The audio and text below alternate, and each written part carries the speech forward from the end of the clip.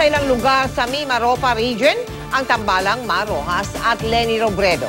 Si Rojas nagpasaring sa tema ng pangako ni Davao City Mayor Rodrigo Duterte. Nakatutok si Rida Reyes.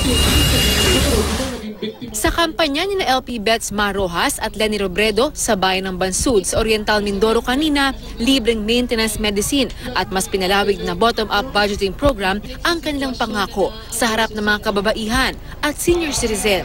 Pinasaringan din muli ni Rojas si Davao City Mayor Rodrigo Duterte sa pangako ng alkalde noon na tutulukan niya ang kriminalidad at korupsyon sa bansa sa loob lamang ng 3 hanggang 6 na buwan. Paano sasabihin na titigil lahat ito sa loob ng 3 hanggang 6 na buwan, sa 20 taon sa Davao City, hindi ito nasugpo. So, yung kriminalidad, lalong-lalo na sa mga biktima nito, no? Ito'y seryosong bagay. Napaka-personal nito para sa kanila. Importante na mabigyan natin sila ng responsableng mga tugon. Nagtungo rin sina Rojas sa bayan ng Rojas, maging sa Buwak, Marinduque at San Jose sa Occidental Mindoro. Kahapon, kasama ng tambalang Rojas Robredo, si Pangulong Noynoy Aquino sa Iba, Zambales. Mula rito sa Oriental Mindoro, Rida Reyes, nakatutok 24 oras.